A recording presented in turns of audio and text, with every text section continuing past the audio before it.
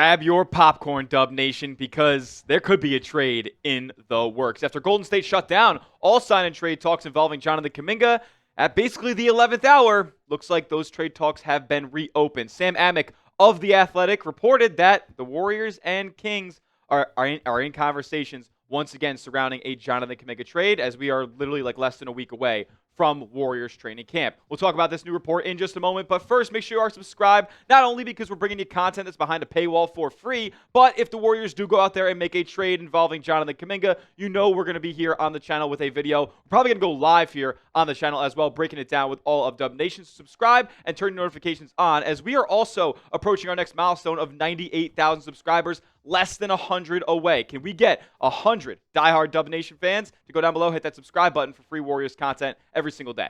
Alrighty, this Sam Amick report says the following. According to team sources, there's still another scenario in play here. A sign and trade deal with the Sacramento Kings. While the two teams went more than a month without discussing the matter during the latter part of the summer, team sources said the talks between the two sides were renewed earlier this week. And while no significant progress was made in the talks, it's quite notable that the Kings, who have offered veteran guard Malik Monk and a lottery-protected 2030 first-round pick for the chance to give Kuminga a 3-year, $63 million deal, aren't giving up on the prospect of bringing him to Sacramento this season. I had a feeling that as we got closer and closer to the qualifying offer deadline and, one of these two sides, Golden State and Kuminga, having to make a move, one of those two sides having to blink, that we would end up revisiting these conversations down the line. Now, they didn't end up, it doesn't seem like per Amick's report that they were advanced in any of these talks, and it also is unclear as to who kind of initiated. Was it Golden State or was it Sacramento in a last-ditch effort to try to pry away Kuminga before the season begins to kind of get that era begun there? And that kind of brings me to this question, which is how bad do the Kings want Jonathan Kuminga? Because you're going to and now, to be fair, they are at an advantage when it comes to doing a sign and trade versus making a trade in the season. One, making a trade in the season, there's a lot more competition out there, especially if Kuminga plays well. Number two is they don't have a ton of contracts that will match up to whatever Kuminga is going to be making when that trade restriction gets lifted if he is to re-sign with Golden State. So how bad do they want to get a deal done? Well, let's talk about it real quick, because they're only offering Malik Monk and that 2030 first-round pick. I feel like that deal will have to be amended if they want to get across the finish line. More from Amick here. He says that several obstacles to a deal remain, most notably the fact that the Warriors' interest in Monk appears to be quite muted. His contract is the primary issue, as he has a player option for the 27-28 season worth $21.5 million that does not fit with the Warriors' future flexibility plans. There are concerns about his fit on the team as well. I'm sure those are a little bit lesser so than the contract. If they did take him on, team sources said it's likely Golden State would try to trade him elsewhere. The problem with that path, however, is there's no clarity as to whether that would be possible anytime soon.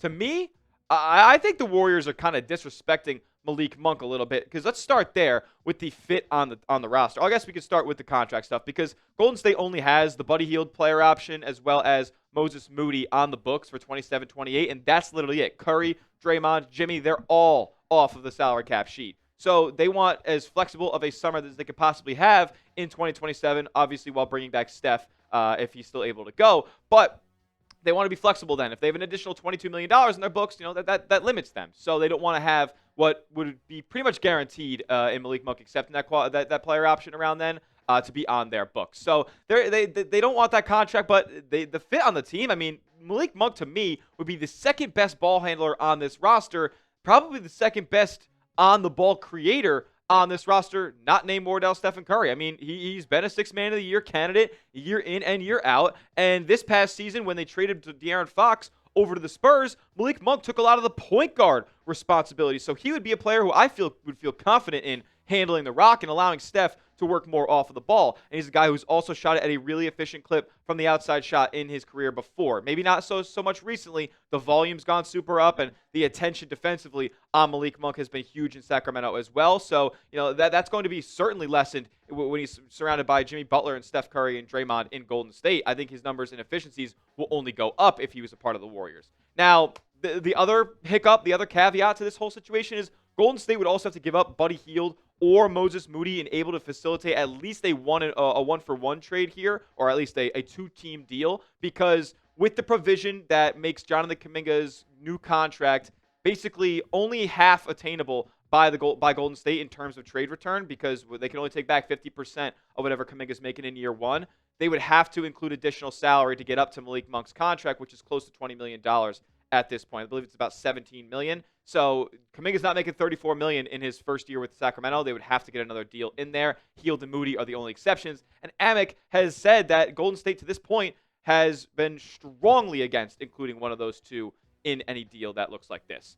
Also, according to Amick, the Kings, if they want to get this thing over the finish line, they at minimum, like if you want to talk about amendments to this deal, at minimum, the Kings have to lessen the protection that's currently on their pick. That is a lottery protection, which is top 14. It just doesn't entice the Warriors enough. And from the Kings' perspective, their stance on the whole thing has been that Jonathan Kuminga hasn't been performed to a lottery standard so far in his career. But then at the end of the day, you say that, but your GM, your execs are probably the anonymous ones that have been saying all that glaze about Jonathan Kuminga in the media over the last couple of weeks, and you're the ones that are openly, publicly trying to trade for him right now and make him a focal point of your team. So I don't really know how much of a how difficult it would be to get the Kings to lessen the pick protection, because it seems like they really, really do like Kuminga. So this is what an amended deal that I think could get across the finish line. I don't know. You maybe would have to get a third team involved in some way, shape, or form. But Malik Monk, and I think I would lessen the protections to top 8 protected. And that gives you 6 picks of wiggle room. I was considering top 5, but I don't know if the Sacramento would be willing to do that. Top 3, no, I don't think so either, because it doesn't look like they're going to lift all of the restrictions on the pick. Kuminga and then one of Buddy Hield or Moses Moody would be going to Sacktown in this deal. My question to you is this. Would you make this trade? A for accept, D for decline. Look, I think Malik Monk is the best player out of all 4 that we're talking about that you see on screen right now. So I'm hitting my A for accept. You comment down below what you think. I think another factor, like I just mentioned, is getting a third team involved, because, whether I want to accept it, whether you want to accept it or not, Golden State doesn't really want to accept it, it seems. So there's one of 2 things that needs to happen in order for this trade to, materialize here. Either all the protections need to be lifted off the pick, or a third team needs to be involved, or Sacramento has to really kind of rework their entire offer here. I don't think getting a third team involved would be too difficult, considering Malik Monk is a really, really good player, and I think there's teams around the league that would want him. Would they want him in the next week with training camp getting ready to start up? I think that is a little bit more unlikely. If the Kings want to go out there and amend their deal, though, there are some players that the Warriors have been slated to want so far this free agency cycle, or I guess trade cycle in that case. Keegan Murray, Keon Ellis. The Kings, however, have made both of these players, and this is a quote, untouchable. Mind-boggling to me. How bad do they want Jonathan Kuminga then? Like, seriously, they're talking about making him a focal point in their offense, but they won't give away Keon Ellis for him? And I'm not saying that Keon Ellis is, like, a bad player, because I'm the guy that wants him too. Like, he's a really good 3-and-D ascending young player. But they're talking about a guy who he thinks can be a multi-time All-Star, and I believe the Kings believe Jonathan Kuminga could be a multi-time All-Star as well. So the fact they're not going to give up Keon Ellis here, a little bit interesting to me. Look, after all this, it boils down to one thing. There's a deadline coming up soon, and that deadline is October 1st for the Warriors and Jonathan Kuminga to get some sort of deal done here, because Kuminga can go out there and accept the qualifying offer. After that, he loses every bit of leverage because that deal's not out there anymore. The real deadline for these two is Monday, actually, September 29th, because that's the day the Warriors report for training camp. That's the day the media is going to start asking questions. That's the day that this team needs to have a goddamn roster in place. They have 9 players right now. It doesn't even, that's against the rules. And they're holding that minicamp right now. They have all these guys ready to sign once the Kuminga stuff gets sorted out. But, can we goddamn get across the finish line, please? The deadline is Monday. Got to get something done here in the next few days, or we're going to be looking at a literally, half-complete roster heading into training camp. That's missing valuable time for a lot of new faces to be, acclimating into a fairly complex system here in Golden State. That being said, what do you think happens?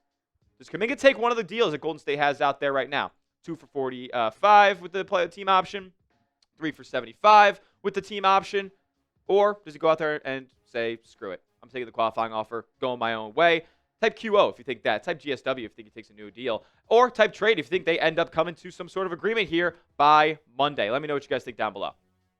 We'll talk about the 2 win-win scenarios for both sides on the back half of today's show. First, though, I got to tell you guys about these awesome Warriors hats that are on sale now. Chatsports.com/Warriors hats to get yours today. Got the khaki one I love. Got the skyline one I love as well. Got the ocean there. I think it's just a cool colored hat. And it's that trendy flat bill all the kids are loving these days. You can just get the regular logo with the cream and the colored brim. I love this look as well as the throwback look from the Run TMC days. You can get all these at chatsports.com/Warriors hats.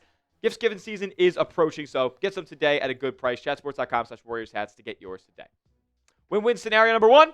The Warriors and the Kings get a deal done this week. I think we've ad nauseum repeated over and over and over on this channel that Jonathan Kuminga does not want to be a Golden State Warrior.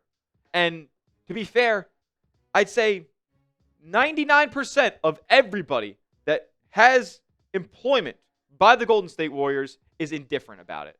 They don't care. Whatever. Happens, great. Doesn't, he gets moved. That's fine too.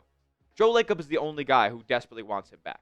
So clearly, a divorce needs to happen in some way, shape, or form here. If that can happen this week, then yeah, a massive win-win for both sides. Win-win number 2, though, I think it's a little unlikely, personally. I don't want to be pessimistic here. Glass half full type of guy. A Western Conference executive said if he comes back to Golden State and they get off to a hot start, this could work out. And he also elaborated and further said that they could end up reevaluating whether or not to keep him and see out the contract that they get to agree to terms on here. This is also given that Jonathan Kuminga does not accept the qualifying offer, by the way. Because if he does accept the qualifying offer, Steve Kerr's not going to play him. Or not nearly as much as Kuminga would like to be effective. So let's say he comes back on one of the deals that Golden State has out there, and they got to get off to a hot start. Let's talk about their start to the season, because it's tough. You could lose all 5 of these. I'm not joking. I'm not saying they're going to start 0-5, but there is a non-zero chance they start 0-5. Lakers, good team. They kind of had your number last year. Nuggets, they definitely had your number last year. Oh, and they got better. Trailblazers, they got better. Young talent ascending. They just added Drew Holiday. Grizzlies, they're still solid. Not going to say they're better than you. You beat them in the play-in game, but still a threat. Clippers, oh yeah, they made the most upgrades out of anybody in the Western Conference this year. And oh yeah, this game's coming on October 28th. Everybody's still going to be healthy for the Clippers. Moving on. Bucks, tough. Giannis. Pacers should win that game, to be honest with you. Suns should win that game. Kings should win that game. Nuggets. Hopefully you split with the Nuggets on your first 2. Think about this. Golden State's got to basically go 4-5 in over all these first 4 quadrants of the season. Here we go. Pacers are next. Thunder. San Antonio back-to-back. Pelicans, you should win. You cannot be dropping games early in the season to teams that are clearly inferior to you. And I know those type of teams kind of get these trap, crazy wins early on in the season that look insane down the line when we get to April. But take care of business because there's real competition that you're playing in the Western Conference early on in the season. I mean, Thunder Spurs is just ridiculous. And then we move on to and then we go a little to the East here, and we're playing some solid players, some teams over there. Like the Magic look as good as any team in the Eastern Conference. The Heat got to win that game. They're horrific. Tyler Hero's not going to be playing for that one. Trailblazers again. Jazz must win. Rockets, no Van Vliet. They got Durant now, though. Basically, what I'm saying is this. They have to get off to a hot start so Jonathan Kuminga's trade value goes up. If you win 15 out of the first 20 games on your schedule, now you got people's attention. Now you're kind of selling Jonathan Kuminga to a couple prospective teams out there that would like his services because he's probably contributing to the success as well. If you go 15-5 over your first 20, and I'd say win 10 out of your next 15. I don't know. But you're looking at a pretty good 25-10 record heading into the calendar flipping to 2026. Jonathan Kuminga is going to be looked at as a pretty solid commodity. You might be able to get more for him then than you would now. And obviously that makes sense contract-wise as well. Predict the record for Golden State, though, through the first 20 games that you just saw on your screen. What's the record going to be? I say 15-5. What do you guys say? Let me know in the comment section. Make sure you are subscribed to the channel. That will do it for today's edition of Warriors Today by Chat Sports. YouTube.com/WarriorsTV. Any and all updates, the rest of the Kuminga saga as we near a resolution. We'll keep you guys tapped in, and we'll see you in the next one. As always, let's go Dubs.